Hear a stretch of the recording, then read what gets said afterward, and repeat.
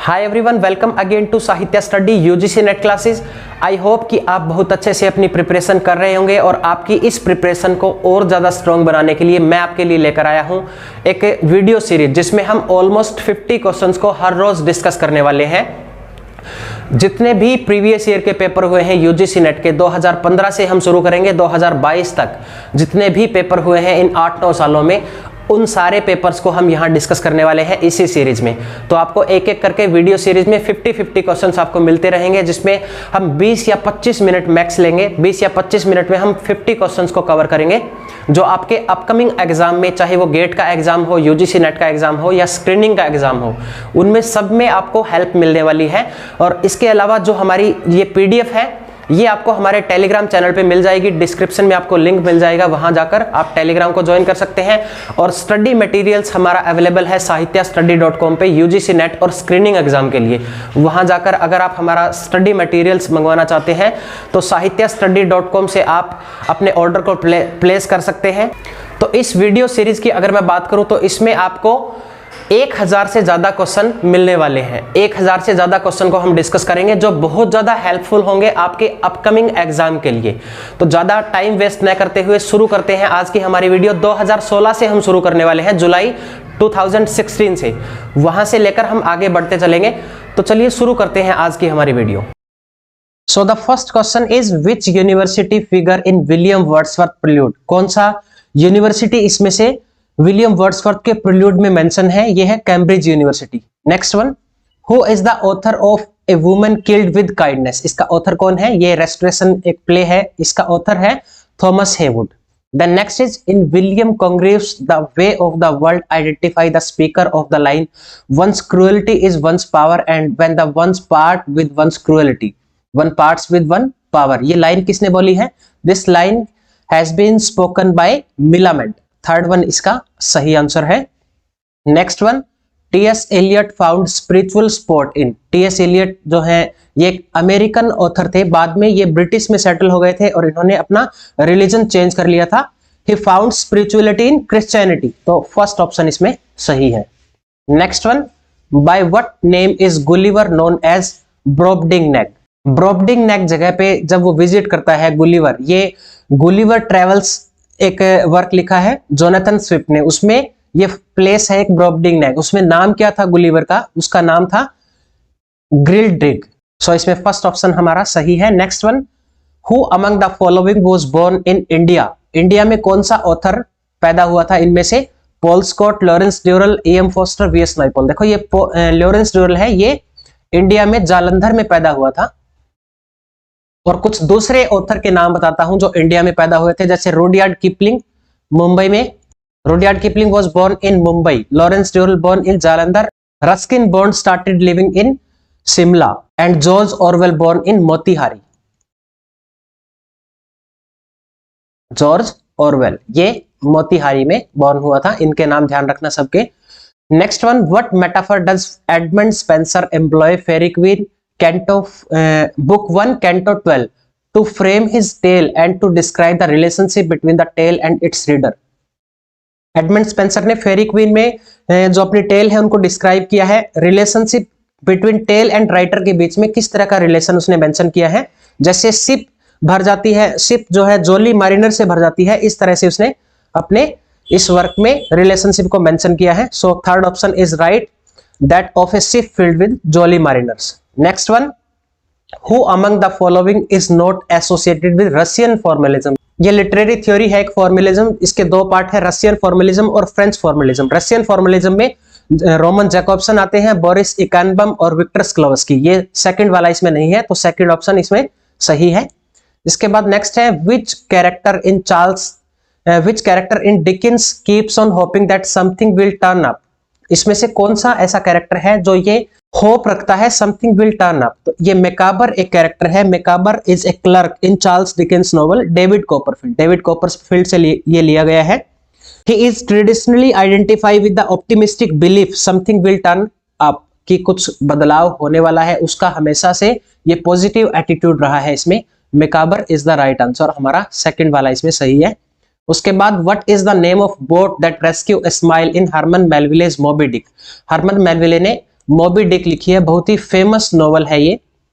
इसमें ये कैरेक्टर है इस्माइल, ओपनिंग लाइन है इसकी, call me Ismail.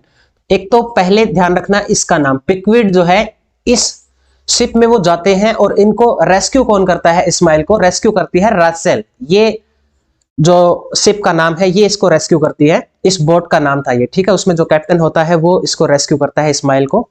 Then next one, Northanger Abbey is parody of dash romance. Northanger Abbey किसने लिखी है, जेन ऑस्टन की एक नॉवल है और ये एक गोथिक फिक्शन है, गोथिक रोमांस है। तो इसमें थर्ड ऑप्शन हमारा सही होगा। Next one, who among the following author were greatly influenced by Thomas Carlyle's writing. Thomas Carlyle की राइटिंग से कौन से ऑथर इन्फ्लुएंस हुए हैं, ये चार्ल्स डिकेंस और एलिजाबेथ गैस्केल, ये दोनों ही इन्फ्लुएंस हुए हैं। तो फर्स्ट और सेकंड, फर्स्ट सेकंड दिया है फर्स्ट ऑप्शन में, तो इसमें फर्स्ट ऑप्शन सही है। Next, which of the following is another term to describe art for art sake. Art for art sake की ये जो थ्योरी है ये सबसे पहले कॉइन किसने किया था, ये विक्टर कजिन, विक्टर कजिन ने इसको कॉइन किया है। एस्थेटिसिज्म है इसका नाम दूसरा, आर्ट फॉर आर्ट सेक का। और वेल नोन राइटर जो इसके लिए जाने जाते हैं वो है Oscar Wilde, Oscar Wilde, right. उसके बाद the statement that there are none so credulous as ideals in illustration of, ये किसका एग्जांपल है, नन सो क्रूडिलस। क्रूडिलस का मतलब क्या होता है, जो बहुत ज्यादा विश्वास करने के योग्य हो, अत्यंत विश्वासी। एंड और यहाँ पे इनफिडेल्स है, इनफिडेल्स इज एन, इनफिडेल्स का मतलब होता है जो धोखा देने वाला होता है। तो ये पैराडॉक्स का एग्जांपल है। पैराडॉक्स क्या होता है, पैराडॉक्स इज ए सिचुएशन और स्टेटमेंट विद टू और मोर पार्ट्स दैट सीम स्ट्रेंज और इम्पॉसिबल टुगेदर। जो दो पार्ट है, एक ही सेंटेंस में दो पार्ट इकट्ठे पॉसिबल नहीं हो सकते, उसको बोलते हैं हम पैराडॉक्स। तो इसमें दोनों अपोजिट हैं एक दूसरे के, तो इसमें पैराडॉक्स राइट आंसर होगा। Next, who narrate the heart of darkness. इसमें कोई नरेटर नहीं था, अननेम्ड नरेटर है।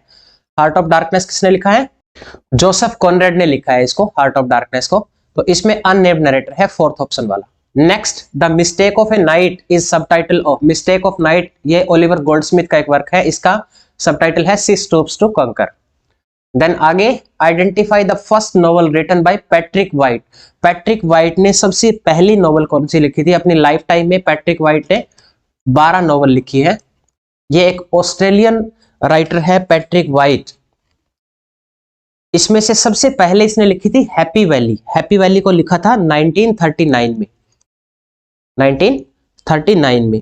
और उसके बाद ट्री ऑफ मैन लिखा है 1955 में, वॉस को लिखा है 1957 में, और सॉलिड मंडाला लिखा है 1966 में, वीवी सेक्टर 1970 में। इनकी डेट आपको याद रखनी है, ये इंपॉर्टेंट है सारी। आगे है फिर, in King Lear for what reason does Kent assume a disguise. जो इसका काउंसलर होता है ये कैंट, ये एक दरबारी है, ये इसको बैनिश कर दिया जाता है, किंग लियर इसको बैनिश कर देते हैं, फिर ये वापस डिसगाइज करके आता है, क्यों, to continue to serve Lear though Lear has banished him. यही सही है इसका फर्स्ट ही, वो दोबारा से उसको सर्व करने के लिए आता है क्योंकि ये एक वफादार दरबारी होता है इसका। उसके बाद आगे है, what is feminine rhyme. Feminine rhyme क्या होती है, ए rhyme on 2 syllable in which last syllable is unstressed। जिसमें 2 syllable होते हैं बट लास्ट वाला अनस्ट्रेस्ड होता है, उसको फेमिनाइन राइम बोलते हैं, first one. Next, identify 2 of the following written by Christopher Fry. Christopher Fry ने कौन से 2 वर्क लिखे हैं, फ्रेंच विदाउट टीयर्स, ये किसने लिखा है, टेरेंस रेटिगम ने। स्पेलिंग देख लेना इसकी, TERENCE, टेरेंस रेटिगन, ये इसने लिखा है। The lady is not for burning, ये क्रिस्टोफर फ्राई का है। वेनिस ऑब्जर्व्ड, ये भी क्रिस्टोफर फ्राई ने लिखा है। द डीप ब्लू सी, ये लिखा है इसी ने, टेरेंस रेटिगन ने ही इसको लिखा है, लास्ट वाले को भी। तो सेकंड और थर्ड इसमें सही होगा, सेकंड और थर्ड ये फर्स्ट ऑप्शन में दिया गया है। उसके बाद, in traditional and individual talent according to T.S. Eliot, the term traditional usually means. Traditional and individual talent लिखा है, ये क्रिटिकल ऐसे है T.S. Eliot का, आई थिंक 1920 या 21 में इसको लिखा गया था। तो इसमें ट्रेडिशनल का मतलब क्या है, ट्रेडिशनल का मतलब पुराना नहीं है, इसमें समथिंग नेगेटिव, नेगेटिव इनके नेगेटिव और जो इंडिविजुअल टैलेंट है उसके बीच में कंपैरिजन किया है। इसका मतलब यहाँ पे नेगेटिव है, ना कि हिस्टोरिकल और कोई पुरानी चीज, right. Next one, who of the following is a cavalier poet. इनमें से कौन सा कैवेलियर पोइट है, कैवेलियर पोइट में आते हैं रॉबर्ट हैरिक इसमें दिया गया है, सही है ये। रॉबर्ट हैरिक है, रिचर्ड लवलेस है, थॉमस क्रू है एंड सर जॉन सक्लिंग है। ये 4 फेमस कैविलियर पोइट है। जॉर्ज हर्बर्ट मेटाफिजिकल पोइट है, ये भी मेटाफिजिकल है। एंड्रयू मार्वल भी मेटाफिजिकल पोइट है। तो इसमें हमारा रॉबर्ट हैरिक जो है वो एक कैविलियर पोइट है, तो थर्ड ऑप्शन इसमें सही है। इसके बाद नेक्स्ट है, which of the following is not Jacques Derrida's work. Jacques Derrida का कौन सा वर्क इसमें से नहीं है? तो जैक डेरिडा ने लिखा है ऑफ स्पिरिट लिखा है, ठीक है। ट्रांसीडेंस ऑफ ईगो ये जेन पॉल सार्ट्रे ने लिखा है, जेन पॉल सार्ट्रे, ठीक है। तो इसमें सेकंड वाला इसका नहीं है। ऑफ ग्रामेटोलॉजी भी डेरिडा का है, वर्क ऑफ मॉर्निंग भी इसी का है, सेकंड इसमें सही है। Next, in Paradise Lost which character narrate the story of making of Eve from a rib in Adam side. Paradise Lost में कौन सा कैरेक्टर जो है वो स्टोरी को नरेट करता है, मेकिंग ऑफ एव रिब इन एडम साइड। इसमें इसी ने, एडम ने ही ये स्टोरी नरेट की है, first one. Next, AS Byatt Possession, ये पोजेशन एएस बायट का बहुत ही फेमस वर्क है, 1990 में इसको लिखा गया था, बुकर अवार्ड भी मिला है इसको। Attempt to limitation of the work of 2 Victorian poet loosely based on. कौन से 2 विक्टोरियन पोएट को इसने मेंशन किया है? इसमें इनकी love story, fictional love story, imaginary love story को दिखाया है, रॉबर्ट ब्राउनिंग और Christina Rossetti. Second and third is given in option third, तो थर्ड हमारा सही आंसर है इसमें। Next, the dark lady of the sonnet is a short comedy by. ये dark lady of the sonnet ये comedy है GB Shaw की, first वाला सही है इसमें। नेक्स्ट है फिर John Milton's description of gold as Precious Bane, Paradise Lost book second से आया है ये फ्रेज। प्रीसियस बेन का मतलब क्या है इसमें? प्रीसियस का मतलब होता है बहुत ज्यादा कीमती, और बेन का मतलब है समथिंग कॉजेज माइजरी और डेथ। तो इसका अपोजिट है, जब 2 वर्ड ऐसे अपोजिट होते हैं, 2 words that seems to opposite of each other, that is called oxymoron. Enjambment होता है जहां पे एक लाइन होती है, फुल स्टॉप या कोमा जो होते हैं, इनके बिना ही कोई अगली लाइन शुरू हो जाती है, ना फुल स्टॉप होता है ना कोई कोमा दिया होता है, उसको इंजैम्बमेंट बोलते हैं। ये टर्म उसके लिए यूज की जाती है, तो इसका आंसर है oxymoron. Next, there is a play on the name of Machiavelli in the prologue of to Christopher Marlowe. Christopher Marlowe के कौन से वर्क में मैकियावेली के इस प्रोलॉग से ये स्टोरी शुरू होती है? ये है ज्यू ऑफ माल्टा में, सेकंड वाले में। इसमें मैकियावेली जो कैरेक्टर है रियल कैरेक्टर नहीं है, वो सिर्फ नरेट करता है स्टोरी को। स्टार्टिंग में जब स्टोरी को इंट्रोड्यूस किया जाता है तो वो मैकियावेली इस नाम से ही इस स्टोरी को इंट्रोड्यूस किया जाता है। Next, Shakespeare famously neglect to observe Aristotle rule concerning the 3 dramatic unities and Samuel Johnson undertake to defend Shakespeare from these criticism in the preface of Shakespeare. Which of the Aristotelian dramatic unities does Johnson believe Shakespeare to observe most successfully. जब Shakespeare के ऊपर criticism किया है doctor Samuel Johnson ने, तो 3 unities की बात की है उसने। उसमें से थर्ड यूनिटीज जो है, टाइम प्लेस और एक्शन, 3 यूनिटी है। थर्ड जो एक्शन वाली यूनिटी है उस पे डॉक्टर सैमुअल जॉनसन ने ज्यादा एम्फेसिस किया है, उसको रियल माना है, और इसी को सबसे ज्यादा सक्सेसफुल माना है डॉक्टर सैमुअल जॉनसन ने, एक्शन को। Next, who among the following was praised and patronized as a plowman poet? Plowman poet किसको बोला जाता है? यह है रॉबर्ट बार्न्स, जिसको peasant poet भी बोलते हैं, थर्ड वाला। उसके बाद which novel of Doris Lessing ends with a projection forward in time after a devastating atomic war? कौन सी कहानी है जिसमें डोरिस लेसिंग की डील करती है projection forward in time after a devastating atomic war? ये एक डिस्टोपियन नॉवल है डोरिस लेसिंग की, द फॉरगेटेड सिटी। इसमें एटॉमिक वॉर से ये प्रोजेक्शन दिखाया गया है, इसमें devastating atomic war, right. Next है फिर, name the dominant meter of the following quadrant. The curfew tolls the knell of parting day, the lowing herd wind slowly over the lea, the ploughman homeward plods his weary way and leaves the world to darkness and to me. ये lines ली गई है elegy written on country churchyard से, जिसको लिखा है Thomas Gray ने। इसमें थॉमस ग्रे ने आइम्बिक पेंटामीटर का यूज किया है, तो आइम्बिक पेंटामीटर इन लाइंस में है, ये थर्ड वाला इसका ऑप्शन सही होगा। Next, which 2 novels of Buchi Emecheta provide a fictional portrait of poor young Nigerian women struggling to bring up their children in London? कौन सी नॉवल है बुची इमाचिटा की? एक नाइजीरियन राइटर है ये, बुच्ची एमेसेटा ने 2 स्टोरी ऐसी लिखी है, second class citizen in the ditch, ये दोनों नोवेल में ऐसा है, थर्ड और फोर्थ में, तो थर्ड और फोर्थ सी वाला ऑप्शन हमारा सही है। नेक्स्ट है in John Bunyan's Pilgrim progress who keeps Christian head above water in the river of death. Pilgrim progress जो है जॉन बनियन का, उसमें क्रिश्चियन का हेड ऊपर रखता है पानी में, रिवर ऑफ डेथ की नाम की जगह पे जब वो जाते हैं तो उसको कौन बचाता है, ये है होपफुल, इसका हमेशा साथ देता है, होपफुल इसका कंपेनियन था उस टाइम पे, तो ये होपफुल ही इसको बचाता है। नेक्स्ट है फिर चाइल्ड हेरोल्ड पिलग्रिमेज इज, ये क्या है, रिलीजियस एलिगरी है, फेरी टेल है, नहीं लॉन्ग पोएम है ये। चाइल्ड हेरोल्ड पिलग्रिम्स किसने लिखा है, लॉर्ड बायरन ने, लॉर्ड बायरन ने इसको लिखा है। उसके बाद in Thomas More Utopia which of the following leisure pastime is not a favourite among Utopians. Utopia का मतलब क्या होता है, जिसमें पॉजिटिव चीजें होती है सारी, कुछ भी गलत नहीं होता, कंट्री की प्रोस्पेरिटी की बात की जाती है, लोगों के हैप्पीनेस की बात की जाती है, तो इसमें म्यूजिक आता है, पब्लिक लेक्चर आते हैं, कन्वर्सेशन आता है, लेकिन डाइसिंग एंड आर्ट देखो उसकी जो कैरेक्टरिस्टिक है ना यूटोपिया की, वो कौन सी उसमें नहीं है, जैसे कि हंटिंग अलाउ नहीं है वहां पे, गैम्बलिंग अलाउड नहीं है, तो ये गैम्बलिंग में आते हैं डाइसिंग एंड कार्ड, तो ये अलाउ नहीं था, ये पास टाइम नहीं था उनका, फोर्थ वाला इसमें सही आंसर है। Which of the following statement does not describe Michel Foucault's position. Michel Foucault की पोजिशन को कौन सी स्टेटमेंट डिस्क्राइब नहीं करती है, Foucault work sexuality is literally written on the body, नहीं ऐसा नहीं है, बॉडी पे नहीं लिखा है, ये पावर और नॉलेज के बारे में ये लिखा गया है, तो ये फर्स्ट ही इसमें सही है। Next, in which year did the great exhibition take place, कौन से ईयर में ग्रेट एग्जीबिशन को प्लेस किया गया था, 1851 में, क्योंकि 1848 में क्रिस्टल पैलेस को डिजाइन किया गया था विलियम पैक्सटन के द्वारा, पैक्सटन ने इसको डिजाइन किया था, और 1851 में फिर एक बहुत बड़ा एग्जीबिशन किया गया।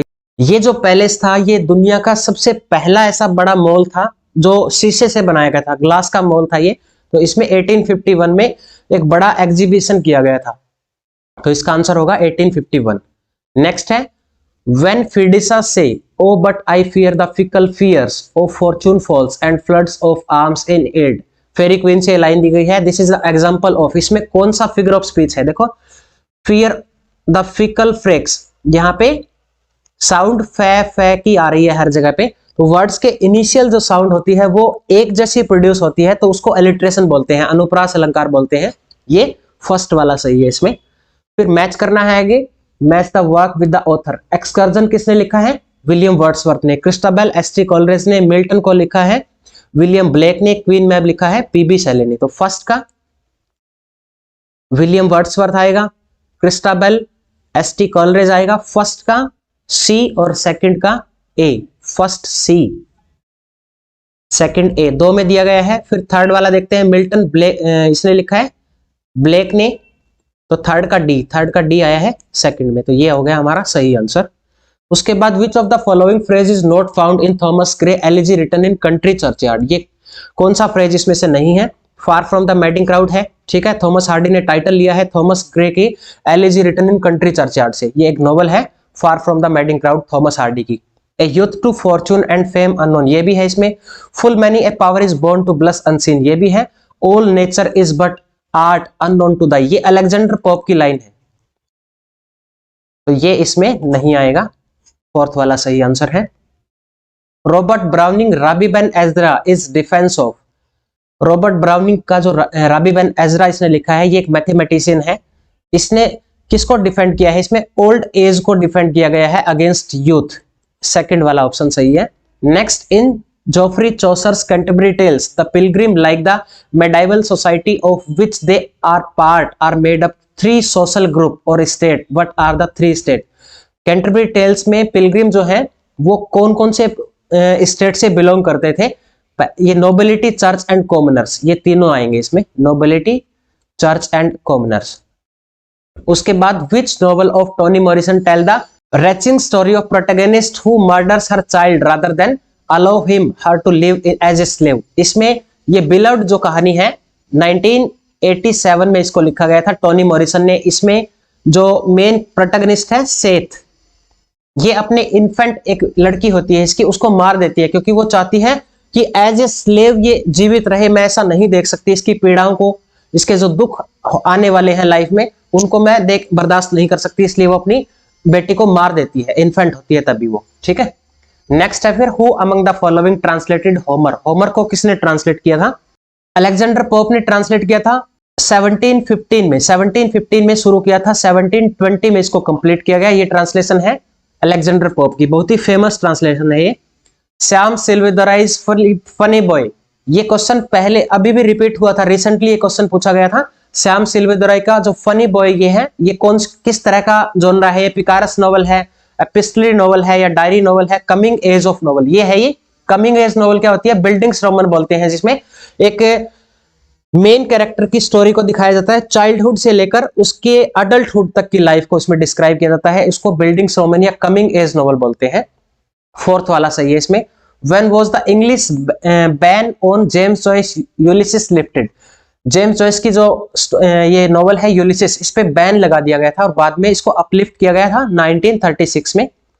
ये राइट आंसर है इसका। Next, who among the following is not an imagist. Imagist poet कौन से हैं? ये एक इमेजिस्ट मूवमेंट आया था, इसमें अमेरिकन मूवमेंट है ये। इसमें एजरा पाउंड, डब्ल्यू बीट्स नहीं है इसमें, एमी लोवेल भी है, टी.ई. ह्यूम भी है। टी.ई. ह्यूम और एजरा पाउंड जो है ये इमेजिस्ट से मोस्ट एसोसिएट करने वाले राइटर हैं। इसमें डब्ल्यू बीट्स आएगा इसका right answer. W B Yeats associate नहीं करता इमेजिस्ट से। उसके बाद Thomas Carew's poems appeared in print in 1640 and contain a variety of amorous address to and reaction on fictional mistress known as, इसने वर्क लिखा है टू सीलिया। ये एक फिक्शनल मिस्ट्रेस है थॉमस कैरियो की, जिसमें इसके वर्क में दिखाया गया है, तो फर्स्ट वाला सही होगा। Next, match the following novelist with your work. William Golding ने कौन सा लिखा है? सलमान रश्दी ने कौन सा लिखा है? देखते हैं। सबसे पहले ग्रीमेस आता है। ग्रीमेस को किसने लिखा है? ऊपर देखते हैं, सलमान रश्दी ने लिखा है ग्रीमेस को। ए का सेकंड होगा। उसके बाद हॉक्समूर लिखा है पीटर एक्रोइड ने, फोर्थ को बी के साथ मैच करेंगे। देन डार्कनेस विजिबल लिखा है विलियम गोल्डिंग ने और वाटरलैंड लिखा है ग्राहम स्विफ्ट ने। तो इसमें ए का सेकंड और बी का फोर्थ, ए का सेकंड बी का fourth, A second B fourth is given in option number second. देखो फर्स्ट का सी ऑप्शन में अपोजिट मैच किया गया है। फर्स्ट जो है, फर्स्ट हमारा विलियम गोल्डिंग है, विलियम गोल्डिंग ने लिखा है डार्कनेस विजिबल, तो फर्स्ट का सी हो जाएगा। देखो फर्स्ट का सी सेकंड ऑप्शन में दिया गया है, तो ये हमारा सेकंड वाला सही होगा। तो आज की इस वीडियो में हम 50 क्वेश्चन को डिस्कस कर चुके हैं। इस तरह से हमारी ये सीरीज 50-50 क्वेश्चंस में चलेगी, तो ऑलमोस्ट हम 1000 क्वेश्चंस को यहाँ पे डिस्कस करने वाले हैं। बहुत ज्यादा हेल्प आपको मिलने वाली है इन वीडियो से। तो प्रीवियस ईयर के जितने भी क्वेश्चन हैं उनको अच्छे से पढ़िए, जुड़े रहिए हमारे साथ। Be safe, stay connected, best of luck.